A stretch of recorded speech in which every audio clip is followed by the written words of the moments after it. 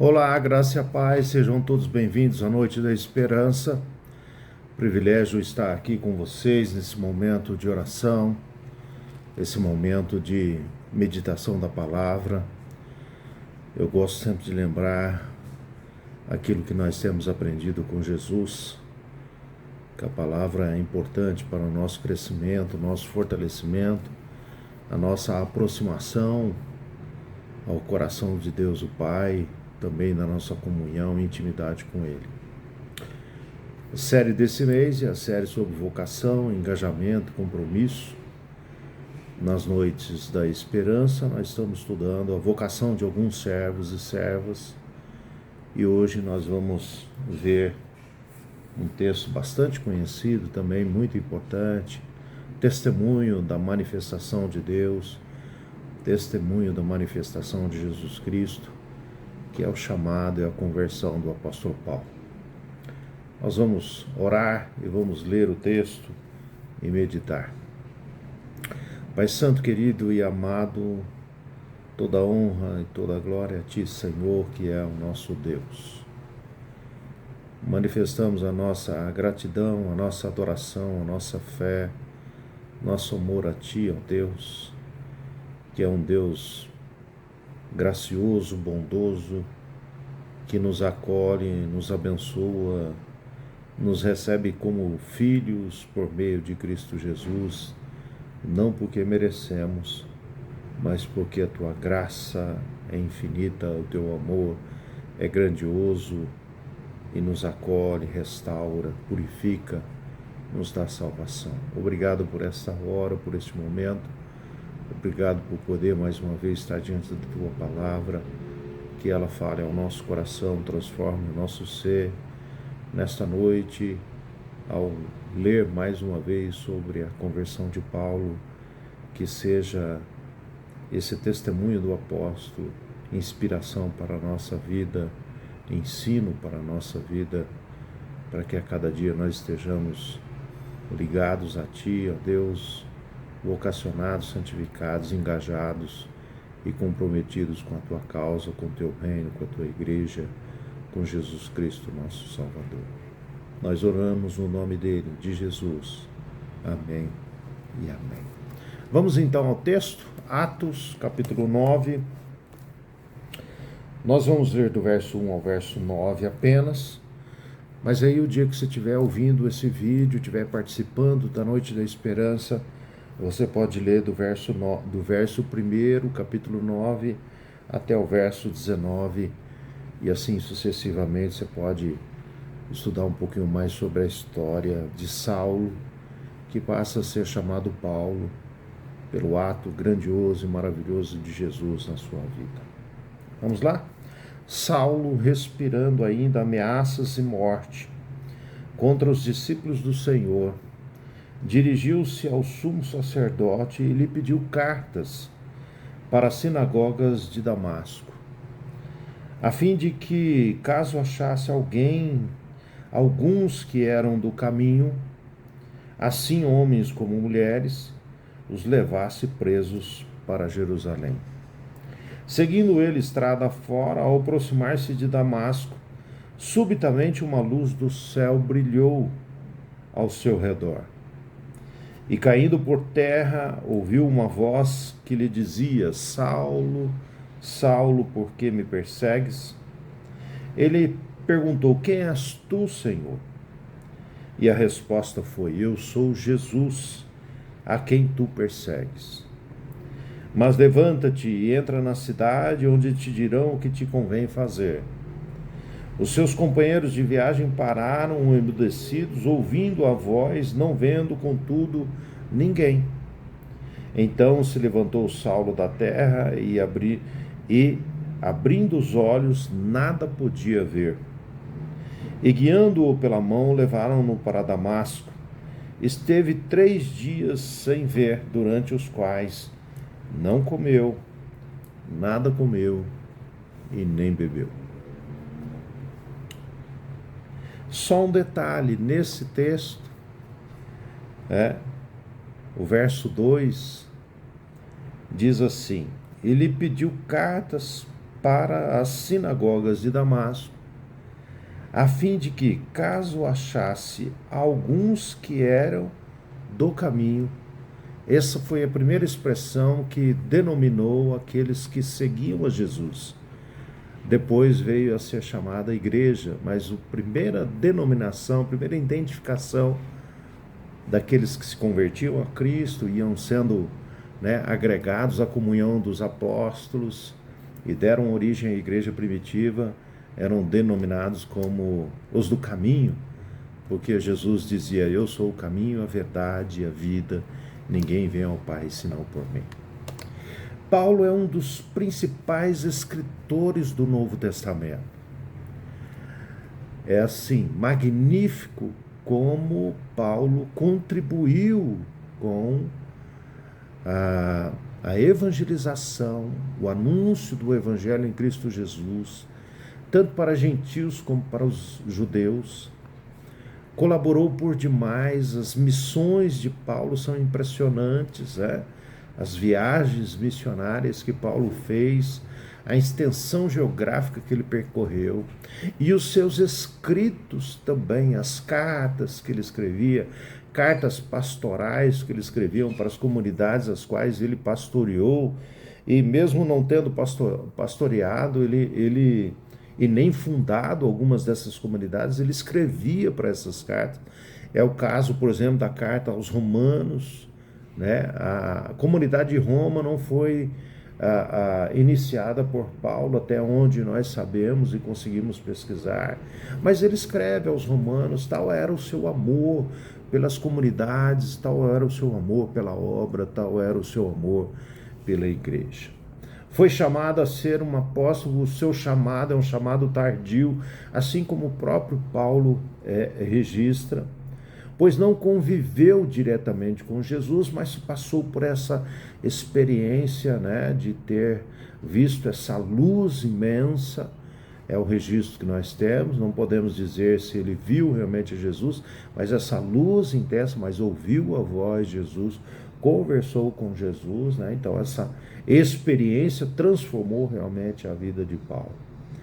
Percebemos então na vida de Paulo, nesse encontro, a mudança, a transformação grandiosa, sua missão e o propósito da sua vida, Ele tem uma guinada tremenda na vida a partir do encontro com Jesus. Paulo era judeu, doutor da lei, um tipo de autoridade. Nós lemos no texto, ele pede cartas autorizando ele ir a Damasco, nas sinagogas de Damasco, e cartas para realmente prender os cristãos ou dos caminhos, prender, julgar, e essa prisão, esse julgamento, essa perseguição é simplesmente, profundamente ligada ao fato de que Jesus era o Messias.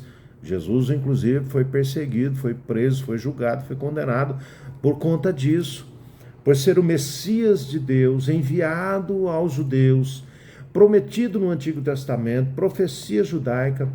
Eles conheciam a profecia, Israel estava aguardando, só que eles não reconheciam que Jesus, esse Jesus, era o Messias enviado de Deus.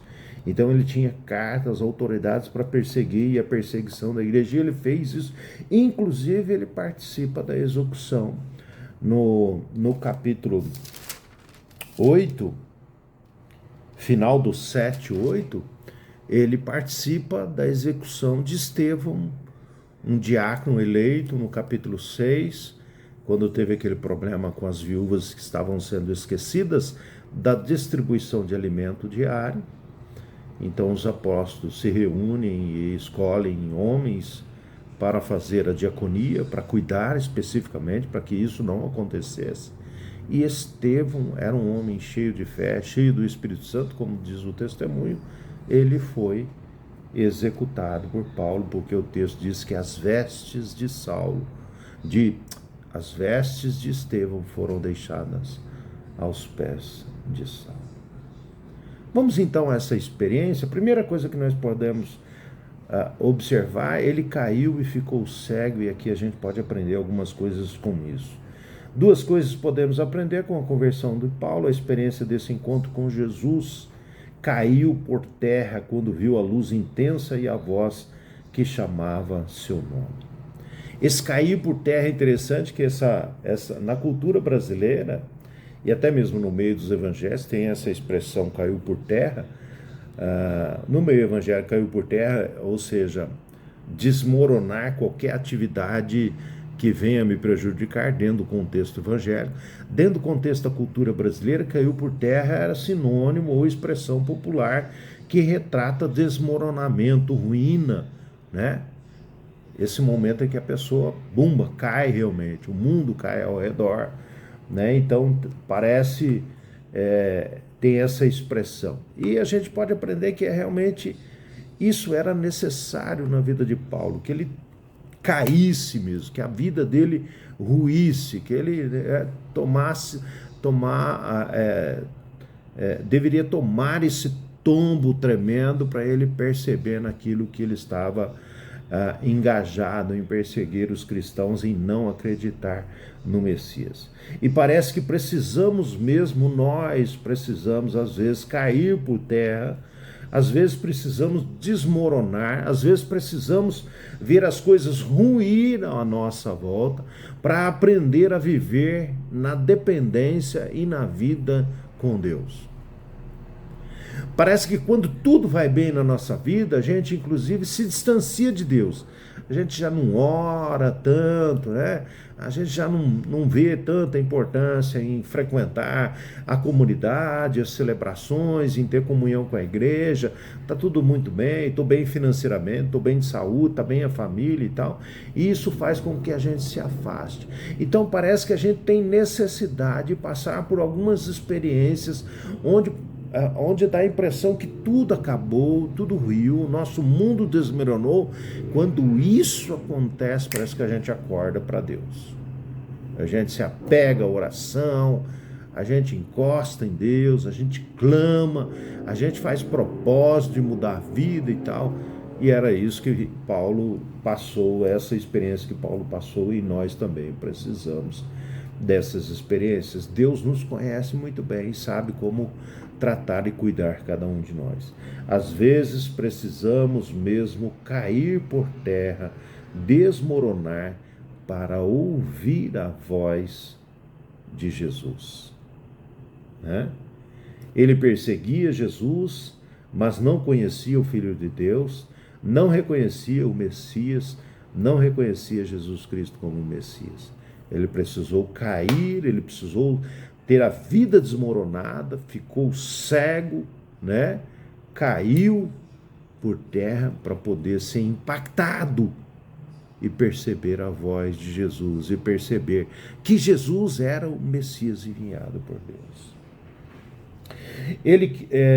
Nós podemos inclusive buscar assim a experiência dele ficar cego também.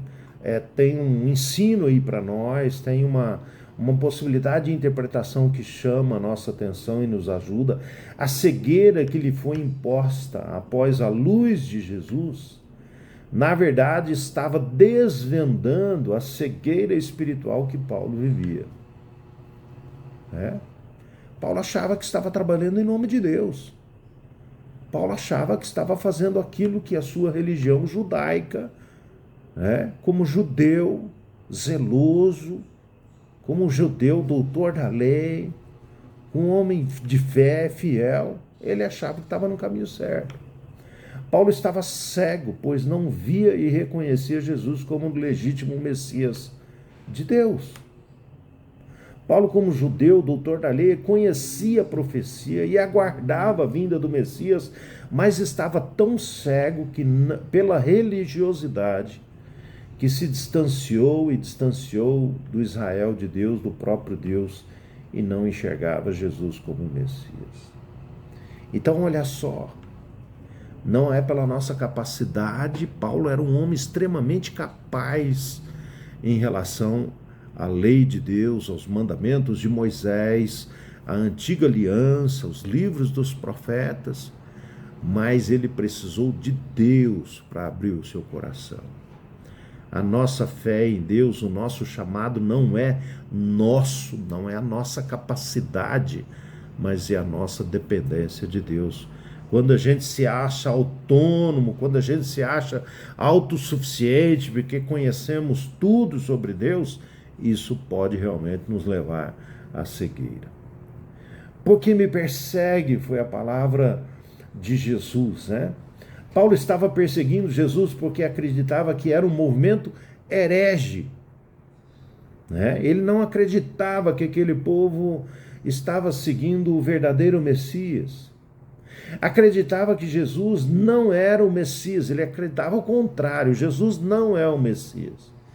Esse homem é um herege, esse homem é um mentiroso, era isso que ele pensava. Pois Israel tinha profecia sobre a vinda de Jesus, mas eles não acreditavam que aquele Jesus era o Filho de Deus. Paulo pediu cartas para continuar a perseguir e matar os cristãos, como fez com Estevão. Então ele estava tão seco, ele estava tão radicalizado, a fé radical, cega, extremista, que ele estava matando as pessoas, porque acreditava que aquelas pessoas estavam sendo enganadas por um Messias falso. Quando então Paulo vê Jesus ressurreto, quando Paulo então ouve a voz desse Jesus ressurreto, quando ele vê uma luz tão poderosa, tão grandiosa, que o faz cair de joelhos e ficar cego, imagina o espanto de Paulo. Certamente ele foi abalado, ele ficou 3 dias sem comer e sem beber, ficou cego, abalado, suas convicções foram destruídas. Ele era um homem de convicção ferrenha, ele era certo daquilo que ele acreditava, ele estava certo que Jesus não era o Messias. Imagina o quanto a experiência o abalou terrivelmente, porque ele fica... Ele tem as suas convicções, a sua fé, a sua crença, a sua certeza naqueles mandamentos todos que ele acredita. Tudo ruiu, acabou. Ele se sentiu destruído. Tudo o que ele acreditava e defendia com afinco, a tal ponto de matar por conta disso. Então perceba o quanto Paulo era intenso e quanto ele era crente daquilo que ele estava fazendo e defendendo, ao ponto de matar as pessoas. Tudo se desmorona. Olha como Deus é maravilhoso.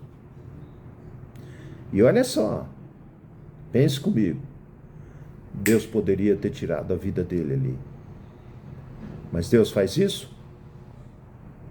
Não. Tudo que ele acreditava e defendia com afinco, a tal ponto de matar, havia desmoronado. Paulo era temido por todos, por quando, na continuação do texto, verso 10 até o verso 19, então retrata aquele momento em que Jesus fala com Ananias, e fala: Ananias, vai até Damasco, e vai ao encontro de Paulo, e Ananias diz assim: mas Senhor, esse homem está vindo com cartas do sumo sacerdote para destruir, para matar, para nos perseguir, e o Senhor quer que eu vou ao encontro dele? Então Paulo era esse homem, e Ananias e o povo sabia que ele era um perseguidor ferrenho. Mas Jesus fala com Ananias, e Ananias vai lá para orar, impõe a mão sobre Paulo, sobre Saulo, faz oração, sua vista volta, e ele é um homem transformado. E eu gosto muito desse destaque que eu vou apresentar para você. Jesus não diz a Paulo que ele estava perseguindo aos seus discípulos e a igreja, mas Jesus disse: você está me perseguindo. Isso mostra o amor de Jesus, isso mostra a comunhão de Jesus, isso mostra a ligação de Jesus conosco. Não estava perseguindo os seus discípulos, não estava perseguindo a sua igreja, os seus filhos, os seus servos, os seus amigos, a quem ele já estava tocando o coração em vidas transformadas. Estava perseguindo a Jesus. Ele se considera perseguido, aqueles que pertencem a ele. Se alguém persegue um filho de Deus, está perseguindo o próprio Jesus. Mas aí tem o propósito, no verso 10 ao verso 19, tem esse propósito, especificamente o verso 15 e 16, vou ler para você, diz assim: mas o Senhor lhe disse, vai, porque este é para mim, está dizendo Ananias, quando Ananias questiona o Senhor que ele tinha que orar por Saulo. Mas o Senhor lhe disse, vai, porque este para mim é um instrumento escolhido para levar o meu nome perante os gentios e reis, bem como perante os filhos de Israel. Olha só, chamado para ser mensageiro. E foi o que Paulo foi. Verso 16, pois eu lhe mostrarei quando lhe importa sofrer pelo meu nome. Escolhidos para pregar aos gentios, aos judeus, aos reis, a todos e todas, anunciando o evangelho de salvação. Mas também eu lhe mostrarei quanto lhe importa sofrer pelo meu nome. Certamente muitos já leram essa história e conhecem essa história da conversão, do chamado de Paulo. Certamente você já leu várias vezes, eu já li também. E há aqueles que pregam o chamado de Jesus a uma vida de abundância e sem problemas. Há muitos que pregam que Deus nos chama para uma vida de prosperidade financeira, de prosperidade, não ter problema de saúde, não ter problema nenhum. Em nome de Jesus, a gente destrói todas as coisas e aqui a gente percebe que isso não é verdade. Observe com atenção o chamado de Paulo. Observe o chamado de Jesus Cristo para Paulo. Pois eu lhe mostrarei quanto lhe importa sofrer pelo meu nome. Alguns podem até dizer e acreditar que Deus está fazendo isso e Jesus Cristo está fazendo isso para vingar aquilo que Paulo havia feito à sua igreja. Está correto? Não. Isso não tem relevância, isso não tem firmeza, isso é uma contradição, porque Deus é Deus da graça e do perdão. Deus está dispensando sobre Paulo graça e perdão. Por que então sofrer pelo nome de Jesus? Na verdade, Paulo enfrentaria naturalmente a rejeição que Jesus enfrentou, que a igreja enfrentou, que a igreja enfrenta, que Jesus enfrenta e que hoje nós enfrentamos, e Paulo enfrentou essa rejeição. Porque dificilmente as pessoas aceitam Jesus, só aceitam quando Jesus vem e abala mesmo a vida, o coração, e toca de maneira profunda e intensa no coração dessas pessoas. Na verdade, Paulo enfrentaria a rejeição que Jesus enfrentou, ele enfrentou, a igreja enfrentou e ainda enfrenta. Paulo era instrumento de rejeição e a partir do momento que ele foi invadido o seu coração foi invadido por Jesus, ele deixa de ser perseguidor e passa a ser perseguido por aqueles que não querem saber de Jesus. Paulo era instrumento de rejeição, perseguindo os discípulos e a igreja de Jesus. Agora, como discípulo, ele enfrentaria essa rejeição e essa perseguição. E ele iria aprender que o caminho de Jesus é o caminho estreito, é o caminho difícil, é o caminho do sofrimento, porque a gente sofre por nós mesmos, mas também nós sofremos pelos outros.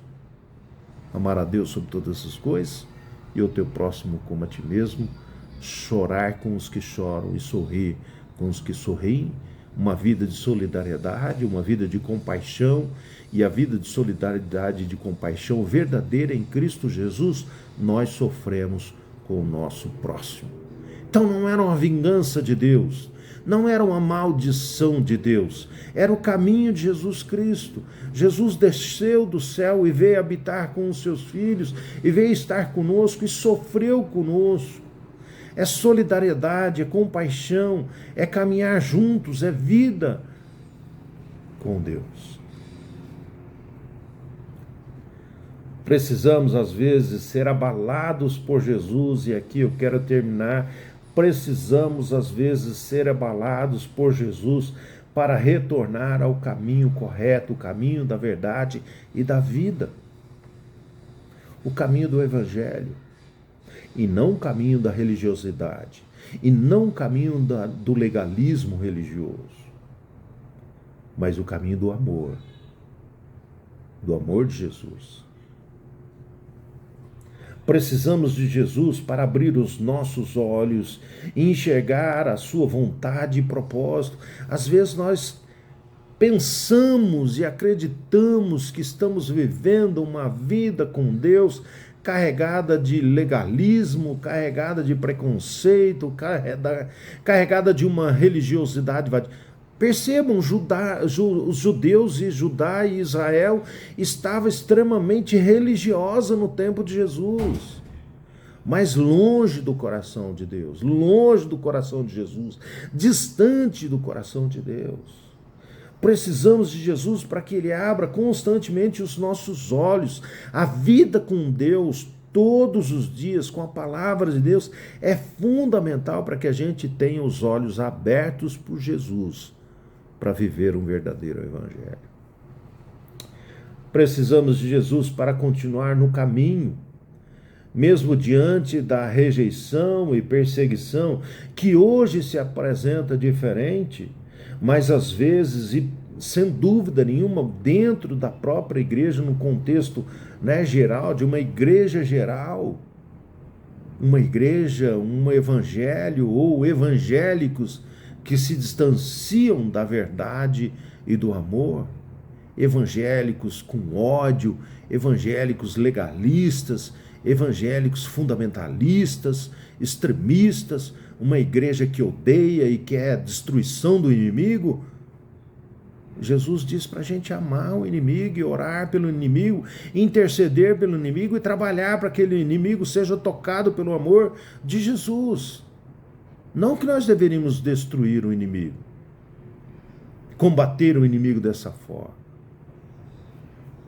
Que Deus nos abençoe, que Deus ilumine o nosso coração, assim como essa luz iluminou, a luz de Jesus iluminou Paulo, tirou ele dessa religião radical, legalista, distante de Deus, para um evangelho vivo.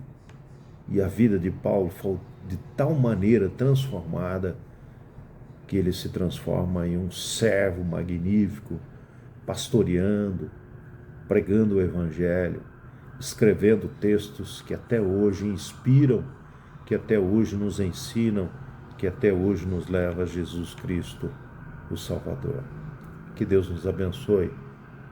Um forte abraço. Nós vamos orar e finalizar a nossa noite da esperança. Pai Santo, querido e amado, obrigado por Jesus Cristo, nosso Salvador. Obrigado porque Jesus vem ao nosso encontro. Obrigado porque a luz de Jesus brilha sobre nós e nos tira das trevas, da obscuridade, e nos tira do legalismo e nos leva à vida com Deus, à vida com Jesus, uma vida livre para anunciar o evangelho do amor de Cristo Jesus, aquele que vem para nos salvar e não para nos condenar, porque já estávamos condenados, já estávamos perdidos. O Senhor Jesus veio para nos salvar, e que a igreja seja instrumento de salvação. A condenação não nos cabe, não somos juízes, mas sim somos servos e servas a anunciar o amor de Cristo.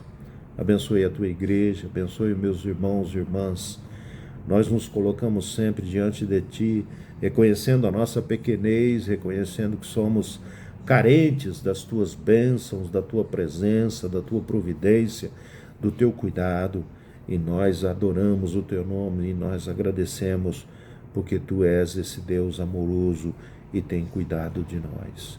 Continua com a Tua mão estendida sobre nós, ó Pai. Nós oramos em Cristo Jesus. Amém. Amém. Uma boa noite. Deus abençoe. Até a próxima.